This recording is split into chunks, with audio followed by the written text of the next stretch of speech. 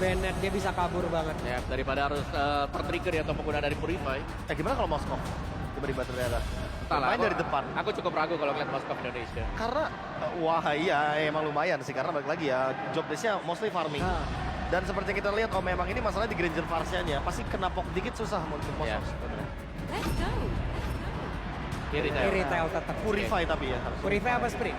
Purify. Purify. Aku Purify. Purify. Tahu-tahu Sapero bawa sprint. Tapi bisa loh. Kalah memang yang depannya kuat banget ya. Nah, dia pede nunggu Terizanya memang harus ulti duluan. Ya wes, kalau begitu ini dia. Deretan Nirai memang sudah berhasil diamankan. Jadi tanpa berlama-lama lagi langsung saja. Para caster kita sikat. Thank you so much untuk panelis kita. Wow, lihat velodrome benar-benar penuh dari ujung ke ujung dan bahkan di festival sudah banjir lautan manusia. Kita tentunya berada di grand final yang luar biasa. Dua raja memperebutkan satu Immortal Champions Trophy.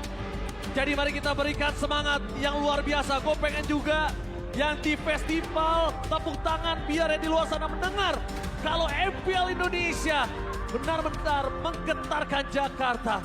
Tanpa berlama-lama, So Jakarta International Velodrome, mana tepuk tangannya?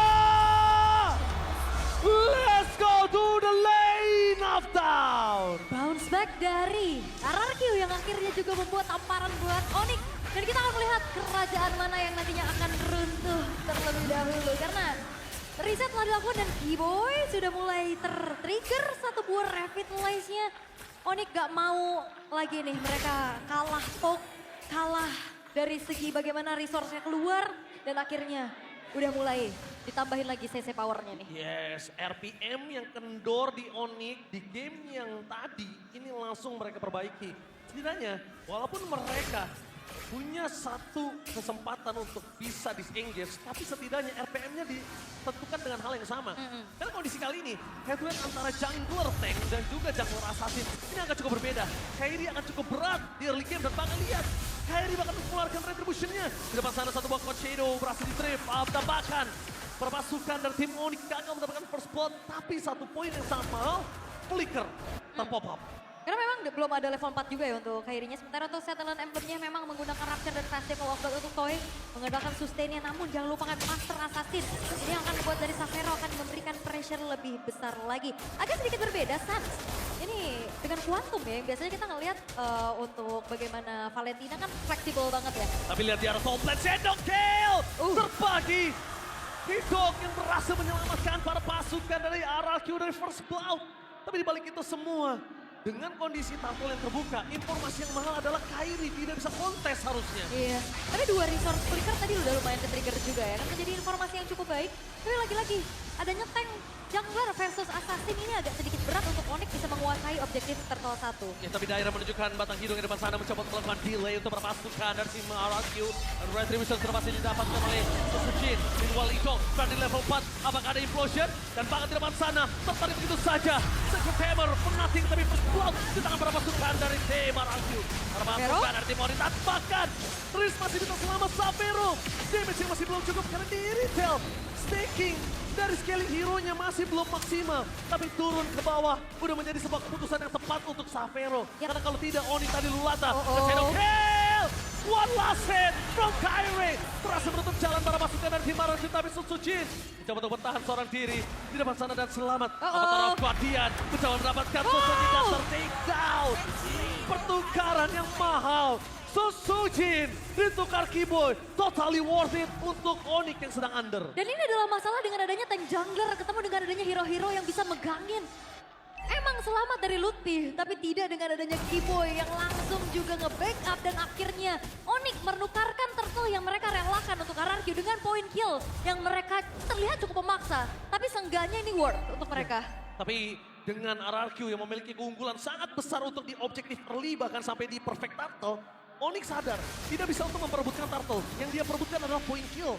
Orangnya terlebih dahulu. Kalau untuk kita anak ranked bilangnya orangnya dulu. Orangin dulu. Alright, tapi ya memang dari segi gold gap-nya juga nggak terpaut jauh ya. Tapi kita bisa melihat bagaimana combo ini berjalan dengan cukup baik oleh Onyx. Terlihat dari win rate mereka juga. Yes. Dengan hero-hero yang mereka bawakan. Sementara sekarang Implosion! Second Tamer kali ini hanya mendapatkan sosok dari Gatot Kaca, bahkan membalikkan kembali keadaan. Dan RRQ tenggelam.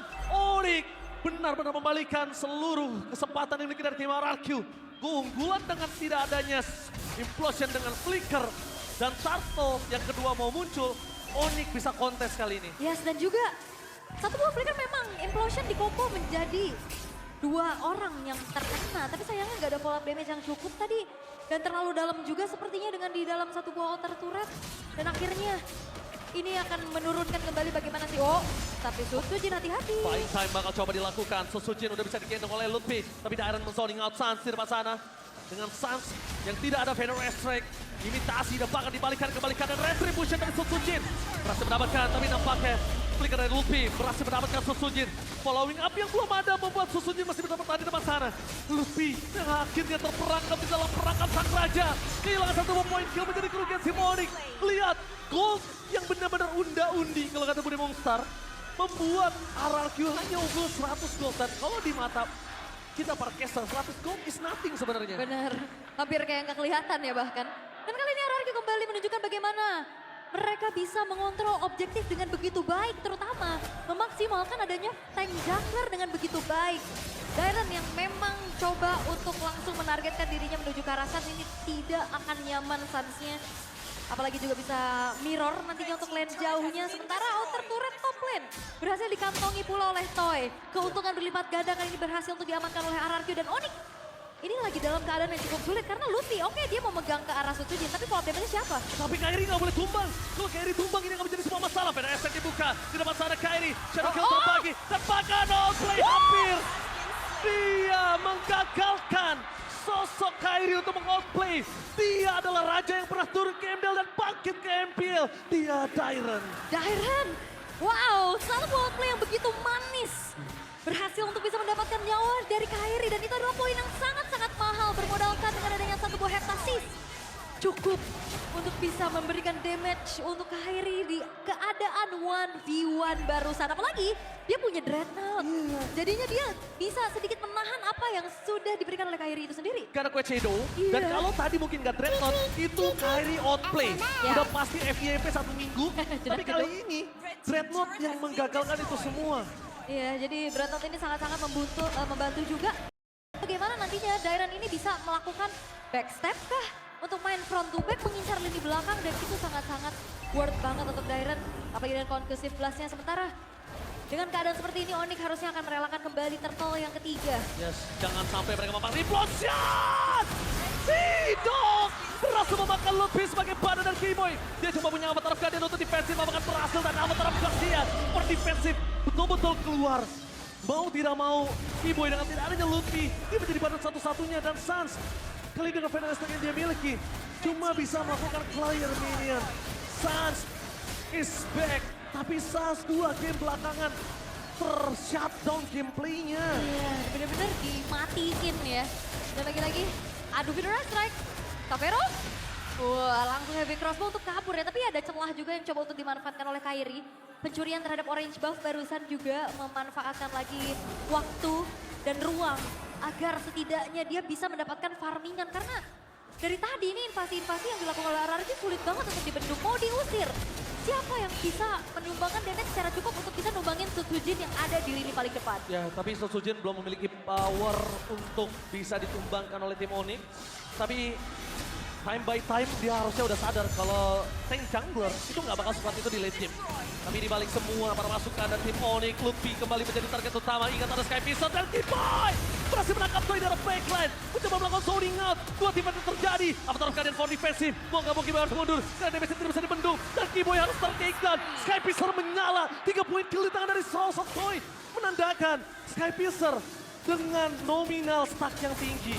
Iya, dan juga tadi sebenarnya makin kena tahunnya ya untuk Toy. Tapi nggak ada follow up damage yang nyampe. Tadi IMU dari Sans ini ngopinya ke arah Dead Sonata. Dan itu gak cukup untuk bisa memberikan damage secara maksimal untuk numbangin Karato yang jadi targetnya. Karena dari segi itemization juga kita udah lihat Skypiercer malah Victor. Bagaimana tidak, ini akan menuju ke arah satu buah Wind of Nature. Toy-nya aman banget. Wah, Toy-nya bisa dibilang head to head dengan Kairi dia sangat kuat. Tapi saat ini kesempatan dari tim Onyx gimana caranya mereka untuk punya waktu untuk ngedelay balik lagi. Game pertama RRQ sempat melakukan delay terhadap Toy. Dan kali ini Onyx dengan under position yang mereka miliki. Delay satu-satunya jawaban untuk Xavero bisa bersinar. Karena time by time balik lagi tank jungler itu bakal fall off. Ya turun ya powernya ya. Betul, tapi ya turret-turret dari RRQ juga masih berdiri kokoh ya. Belum ada yang hancur sama sekali juga. Onyx, mereka akan mengandalkan nantinya power dari Suns untuk mengopi ke arah satu buah feeder ice track untuk bisa menjaga teritori high ground-nya. Dan setidaknya kali ini Kairi, tapi konsil Idok berhasil melihat di mana Kairi berada. Mencoba untuk didapatkan, tidak mau terlalu terburu-buru dan implosion! Idok satu implosion merubah segalanya. Calculate, sabar. Tapi ternyata Feeder Esther langsung menyambut bersama dengan Petrify. Iya, dan Kairi tadi nge-cancel recall-nya ya. Aku pikir dia tetap coba untuk recall aja, tapi ternyata dia mencoba untuk peruntungan. Mendapatkan setidaknya oleh-oleh kah poin kill, tapi ternyata perbedaan atribut yang terlalu jauh dan hadirnya pemain-pemain dari RRQ dengan rotasi cepat. Akhirnya Kairi pun hilang. Nice try Kairi. Dia berat banget untuk bisa melakukan split push. Karena lihat dengan konsil gaming dan alur sungai yang menuju ke arah bottom lane itu merubah segalanya. Alright. Dan lihat, best turret holy defense daerah top lane sudah hilang. Di mid lane pun juga sama. Tapi target mereka ternyata di arah bottom lane. Karena dengan tidak adanya Luffy, tidak ada yang bisa digendong oleh para pasukan dari tim Onyx. Tidak ada damage tambahan. Xavero, clear minion, menuju ke arah bottom lane. Tapi lihat Sony ngatal Kiboy. Terbakar di arah bottom lane. Kembali lagi Sky Piscer yang lebih dari Toy. Berubah segalanya, 7.800 gold difference. Wah ini terlalu jauh sih, dan kali ini ada konsil kembali dipertunjukkan oleh RRQ. Oke, Lutfi flicker, mencoba untuk mengkira siapapun di depan sana. Zoning out mulai terjadi, tapi nampaknya dengan para pasukan dari tim Onyx yang tidak bisa melakukan falling up damage. Ini tidak ada Toy yang bisa ditumbangkan, tidak mau terlalu terburu-buru dan Kairi. Satu poin kill yang sangat mahal, shutdown pun terjadi. Dengan sangat mahal, mereka mencoba untuk membalikan kembali keadaan. Tapi nampaknya Dairen mendeteksi di mana keberadaan dari Lutfi. Dairen tidak mau terlalu terburu-buru. Satu kelas Shadow udah mulai menyangkut. Tapi dengan adanya Shadow kill yang terbagi dengan adanya Kairi masih menyangkut. Buat Shadow terakhir membuat Dairen ter-takedown di dalam outer turret. Walaupun tadi udah sempat pindah target ke arah Little Wonder, ternyata itu dia Quad Shadow yang nyangkut menuju ke arah Dairen. Satu avatar Guardian, Sotsojin, Sekeletul Mountain. Hati-hati Sotsojin. Kali ini berhasil selamat. Kairi terkena outplay dengan ada kombinasi Riz dan juga Sotsojin. Miscalculate. Kairi ini benar-benar harus calm down. Karena kalau bisa gue lihat, Riz yang mungkin tidak calm down di game 1. Dia malah berbalik sekarang. 2 game terakhir dia benar-benar calm down banget. Wah tapi lihat calm down yang di Gila. festival luar biasa. Antusiasme yang begitu ramainya. Halo festival, mana tepuk tangannya festival? Gila lautan manusia itu dia. Tepuk tangan festival, satu tepuk tangan aja menggetarkan Rawamangun. Rawamangun ya. Alright, tapi dengan momen-momen tadi ya, flicker yang coba untuk dikeluarkan oleh Lutfi mengunci ke arah Toy. Akhirnya ada upaya yang berhasil dilakukan oleh Onyx untuk bisa mempersempit ketertinggalan mereka. Betul banget. Itu tadi benar-benar flicker yang berani banget dan untungnya dapat Toy. Dan mahal banget. Iya, dan dapat kill. Itu benar-benar tugas Kairi yang nyambut ya. Dan ya, RRQ mereka juga nggak... Implosion! Tapi Purify berhasil didapatkan karena strategi utama mereka karena Lutfi. Kembali lagi dengan tidak adanya Lutfi, tidak ada yang bisa digendong. Itu yang menjadi sebuah poin mahal untuk RRQ. Sedangkan kalau ada Lutfi, semua tim RRQ bahkan Sotsojin sekalipun yang keras, itu akan sebuah masalah. Riz, flicker for defensive dengan Wiz by Wings. Nah, satu buah Shadow mundur ke arah belakang Kairi mencoba untuk balik kembali, tapi dengan tidak adanya Kiboy, mereka Avatar Guardian for defensive berhasil menghindari perangkap dari RRQ. Oke, dan sepertinya B-Boy masih bisa mundur dan Suns dia ini terhadap Fredrin. Sehingga tidak ada follow up damage yang bisa disumbangkan lagi untuk mengusir pemain-pemain dari RRQ. Sementara memang dari Onyx mengetahui ya, mereka kurang jumlah. Mereka nggak akan paksa dari Lordnya cari angle yang lain di mana Kairi mendorong satu wave di arah tengah. Tapi sadar gak sih, yang dilakukan para pasukan dari tim Onyx adalah mendelay. Mendelay agar Lutfi kembali lagi datang ke lane of down. Walaupun mereka terlambat untuk set up perjalanan turtle, tapi waktu yang mahal sampai Lutfi bisa datang lagi ke lane of down, itu udah enough. Enough ya, udah cukup ya. Alright, tapi untuk kali ini upaya untuk bisa mendobrak lini pertahanan dari Onyx oleh RRQ. Tinggal gimana caranya mereka memberikan eksekusinya lagi. Onyx juga lagi kelimpungan, bagaimana mereka melakukan targeting. Siapa yang harus di-lock dulu, Toy-nya kah? Atau Rinsnya sebagai sumber damage dealer terbesar dari RRQ untuk saat ini. Karena tadi upaya ke Rins oke berhasil, tapi Rinsnya jadi bebas banget. Ya, dan Rins kali ini harus di-copy sama Sans. Atau bahkan Sans melakukan copy terhadap Idok. Itu dia butuh badan. Ingat, kalau Sans ngebuka badannya, tandanya magical damage dari tim Onyx udah nggak ada lagi. Sedangkan continuous damage yang mereka miliki antara Sans atau Savero.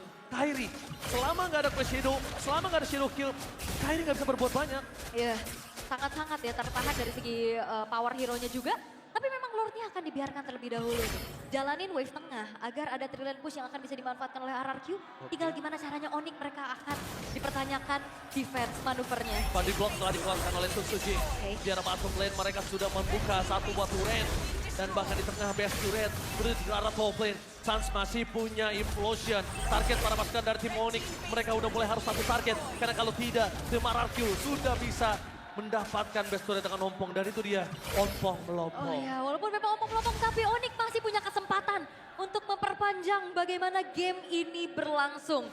RRQ, mereka cukup berpuas dan bermain disiplin dengan hancurnya 3 base turret dan Lutfi, Flicker, menuju ke arah Riz, mencoba digendong, tanpa ada following damage, dan bahkan implosion dari Stas menuju ke arah Sojin. Avatar Guardian for nothing, membalikan kembali keadaan, gimana jalan untuk pulang, dua tim yang berbeda, Daira melakukan buying time, nampaknya Daira tumbang, Savero still survive, bersama dengan Lutfi, kali ini yang ditumbangkan Timo di depan sana, tidak ada badan.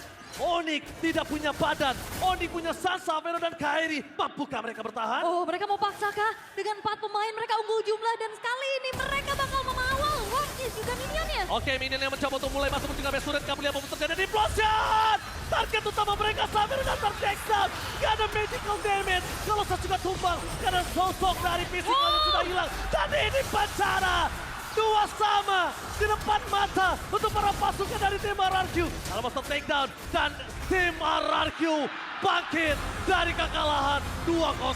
Tidak butuh Lord,